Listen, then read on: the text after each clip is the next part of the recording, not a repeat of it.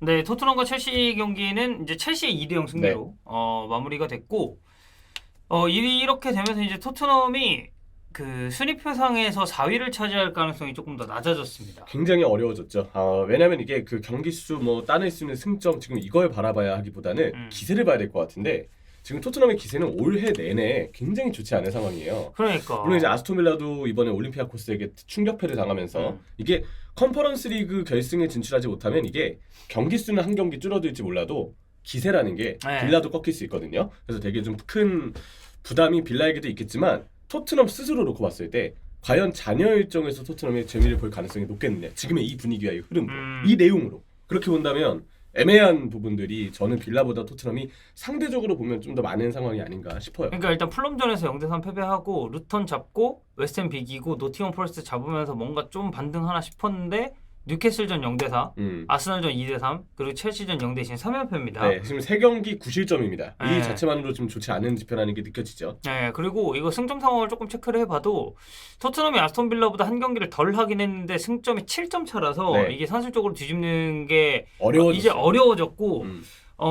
그 우리가 얘기했었잖아요. 유파 개수 이건 끝났습니다. 끝났어요. 그냥 세리에가 1위고 분데스가 2위예요. 네.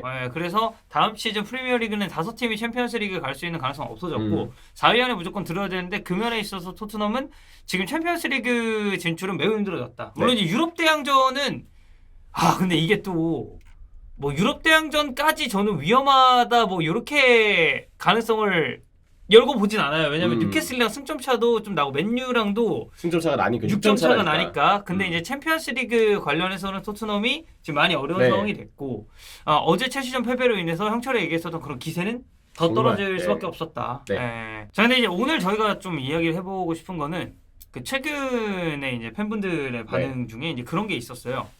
손흥민이 예전 시즌들을 좀 비교를 했을 때, 뭐 이를테면 2021-2022 시즌 득점왕을 했었던 시즌이나, 뭐 지난 시즌, 뭐 기록적으로 좀 부진하게 했지만 마찬가지고, 좀 예년에 비해서 슈팅을 때리는 그런 빈도수나 이런 게 좀 줄어든 게 아니냐. 그리고 뭐 오늘 경기에서도 왜 이렇게 슈팅을 좀 아끼는 모습을 보일까라는 그런 이야기들이 있어서 저희가 진짜로 손흥민은 예년 시즌들에 비해서 슈팅이나 이런 뭐 유효 슈팅의 이 개수가 줄어들었는가 이거를 한번 살펴보도록 하겠습니다. 네, 기록을 일단 봐야 되겠네요. 네, 저희가 그래서 그 구체적인 기록 그 횟수를 보기 이전에 간단하게 이렇게 딱 그 지점별로 이제 요즘엔 다 나오잖아요. 네. 어디서 슈팅을 때렸고 이 슈팅 때린 그 지점에서 득점이 나왔는지 그걸 먼저 이제 한번 보여드릴게요. 자, 저희가 2020-2021 시즌부터 이 손흥민 선수의 그런 득점이나 이 슈팅을 좀 비교를 해보면 일단은 분포도는 이렇게 돼 있어요. 그래서 저희가 여기에 이제 포함시킨 항목들이 다이렉트 프리킥, 프리킥 그리고 슈팅. 코너킥에서 나온 슈팅 상황, 그리고 오픈 플레이, 여기 일방적이죠. 이제 그리고 세트 플레이 상황에서 세트 피스 상황에서 나온 슈팅까지 다 포함을 했는데 일단 분포도는 이렇게 돼 있어요. 근데 이제 이게 올해로 갈수록 좀 줄었냐를 우리가 봐야 될 거 아니야. 그렇죠. 비교를 해야죠. 2020-2021 시즌은 이렇게 분포가 돼 있고요.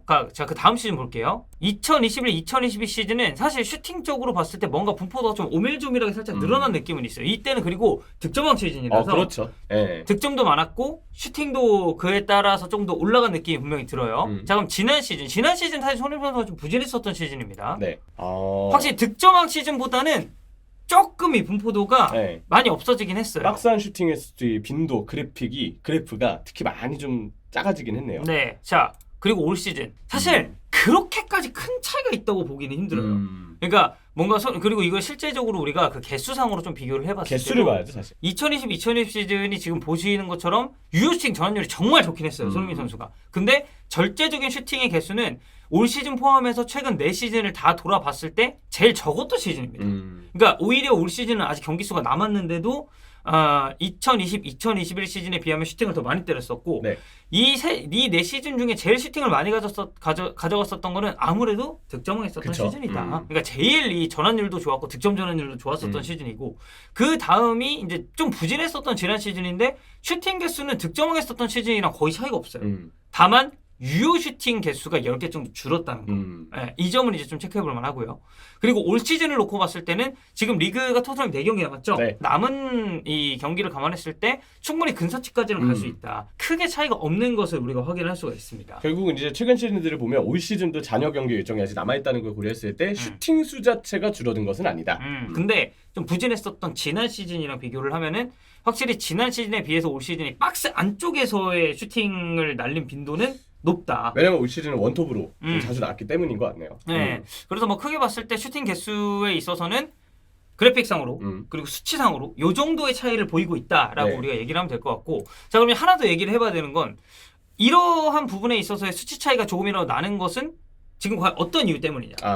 이거 이제 손흥민 선수 입장에서 먼저 좀 본다면 이게 득점왕했었던 시즌도 그렇고 뭐 이제 지난 시즌 같은 경우는 뭔가 이제 손흥민 선수 자체가 조금 득점에 있어서는 폼이 부진했기 때문에 큰 데이터는 될 수 없겠지만 손흥민 선수의 조력자들이 어떤지도 우리가 한번 체크를 해봐야 되긴 합니다. 일단 아무래도 지금 손흥민 선수 입장에서는 다소 아쉬운 부분은 이 손흥민 선수에게도 아쉬운 부분이 있고 팀으로 봤을 때도 손흥민 선수의 주위에서 뛰는 동료들에게도 아쉬운 부분이 있고 종합적으로 다 그런 문제점이 드러나기 때문에 최근에 토트넘의 경기 자체에 대한 아쉬움이 좀 느껴지지 않나 싶은데 손흥민 선수 입장에서는 뭔가 침투 움직임을 가져가도 메디슨을 포함해서 그리고 좌우 윙을 포함해서 물론 이런 새 시즌에 손흥민 선수는 윙으로 출전하긴 했지만 톱으로 나왔을 때 기준으로 했을 때는 윙 자원들 아니면 뭐 공격진의 윙이 됐건 톱이 됐건 손흥민 선수가 배치됐을 때 그 아랫 지점에서 이제 중앙 미드필더들의 볼 배급 이런 부분들을 보면 확실히 도움을 줄 수 있는 선수들의 폼 저하가 분명히 좀 느껴지는 부분에 대한 아쉬움은 있고 포스테코글루 감독 체제의 스타일이 워낙에 좀 공격적으로 선수들을 많이 몰아넣는 스타일인데 그렇죠. 문제는 그러다 보니까 상대에게 일찍이 이렇게 전술이 간파가 되면서 점점 밀집 수비로 상대가 막아내는 빈도가 가면 갈수록 늘어나고 있어요.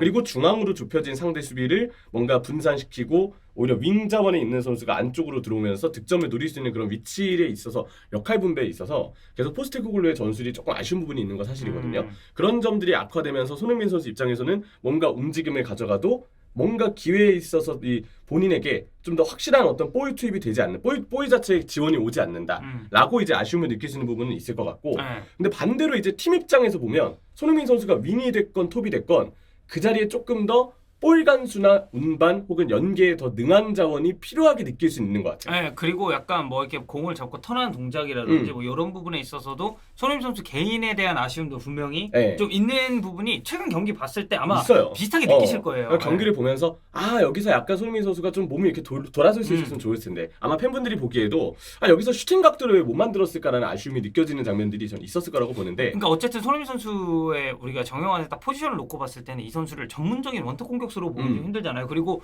이 이전에 손흥민이랑 같은 팀에서 비교군으로 우리가 삼을 수 있는 건 해리 케인이기 때문에 해리 케인은 사실 그런 게 다 됐거든. 저는 그래서 토트넘이 분명 포스테코글루 감독의 어떤 경기 운영이나 전술적인 운영도 좀 분명 변화가 좀 필요한 부분은 있겠지만 왜냐면 포스테코글루 감독도 지금 3연패잖아요. 근데 아까 얘기했잖아 실점이 지금 너무 많아. 근데 이거는 저는 포스테코글루 감독이 전술적인 부분에서 많이 그 요인을 찾을 수 있다고 보거든요. 어쨌든 라인을 높게 올리고 수비수들은 이 상대가 역습으로 치고 나왔을 때 백코트, 그러니까 농구로 치면 백코트죠. 그 공간 커버하고 스프린트 끊어야 되는 횟수가 너무 많기 때문에 나는 배우 공간에 대한 그런 부분은 뭔가 수정사항이 필요하다고 봄에도 사실 포스테코글루 감독이 저는 전술적으로 지금 타협점을 찾고 있다고 생각하진 않아요. 그렇죠. 그래서 이제 결론적으로 얘기하면 저는 어쨌든 원톱 공격수는 좀 필요할 수 있다. 손흥민 선수가 원톱에서 뛸 때보다도 더 볼 간수나 내려오는 움직임, 연계를 확실히 가져줄 수 있는 선수.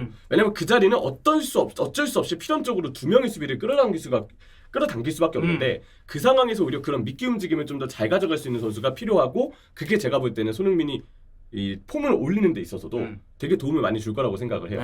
왜냐면 손흥민이 예를 들어서 윙 자리에 이 기용이 된다고 가정을 해도 이번 첼시전도 그렇지만 윙 자리에 뛰는데 근데도 상대가 2명 이상 붙어 있어요. 그렇지. 왜냐면 지금 토트넘에서 제일 위협적인 손흥민이니까. 그리고 항상 최전방에 이제 나서게 되는 히샬리송이 그렇다고 해서 윙에게 붙어있는 상대 수비를 분산시켜줄 만큼 매 순간 연계나 움직임이 아주 꾸준하고 뛰어난 선수라고 말하기도 조금 애매한 감이 있죠. 그렇기 때문에 이 자리에 이 최전방에 있는 선수가 조금 더 확실하게 상대 수비를 끌어당겨주고 미끼 움직임을 가져가주면 손흥민이 윙으로 배치될 때도 윙에 뛰기 때문에 득점력이 떨어지는 게 아니거든요. 윙에 뛰는데도 수비가 붙어있기 때문에 득점력이 떨어지게 되고 슈팅할 수 있는 상황이 좀 많이 조성이 안 되는 건데 그런데도 어쨌든 전문 공격수가 들어옴으로써 좀 끌어주는 움직임들이 나온다면 그런 손흥민 선수에게도 분명 좀 더 본인의 어떤 장점을 살리는 데는 능한 환경들이 나오지 않을까. 근데 만약에 전문 공격수가 보강되지 않는다. 그럼 손흥민 선수의 장점보다는 단점이 조금 우리가 아쉽게 느끼는 부분들이 좀 더 도드라질 가능성이 있어요. 그럼 네. 토트넘 입장에서도 손흥민 선수의 어떤 그 역할, 위치에서의 역할에 대한 아쉬움, 성과에 대한 아쉬움을 느낄 수밖에 없고 손흥민 선수는 장점 발휘보다는 계속 뭔가 장점을 발휘하지 못하는 환경이 조성이 되다 보니까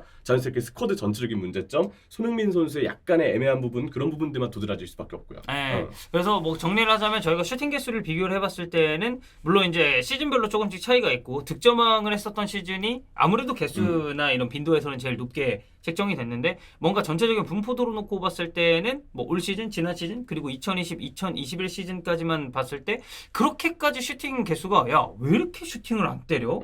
라고 말할 정도로 유의미하게 줄어들진 않았다. 다만 뭐 저희가 얘기했었던 현재 전술적인 부분 네. 그리고 손흥민 선수 이제 개인의 볼 간수나 뭐 이런 좀 폼에 대한 아쉬움 여기에 추가적으로 뭐 조력자들 네. 손흥민 선수를 도와줬었던 이 선수들 간의 연계 플레이 그리고 전문 톱의 부재 이런 것들 때문에 아마 경기를 보시는 분들도 지금 최근에 나오고 있는 뭐 약간 그런 식으로 느끼시지 않았을까? 특히 아무래도 이제 A매치를 다녀온 뒤로 그리고 아시안컵까지 병행을 한 뒤로 뭐 다들 이제 그 대륙컵 대회를 시즌 중에 치르고 온 선수들이 흔히 느끼는 후유증인데 올 시즌은 특히 우리 후반기 들어서 약간 컨디션이 떨어진 부분은 있는 것 같아요. 아 그리고 뭐 그 부분은 살라 같은 경우도 마찬가지고 몸이 이제 많이 무겁고 그러다 보니까 조금 저하된 부분들이 분명 느껴지는데 여러모로 손흥민 선수에게도 지금 리듬이 일단은 좀 깨져 있는 상황인 거는 맞는 것 같다.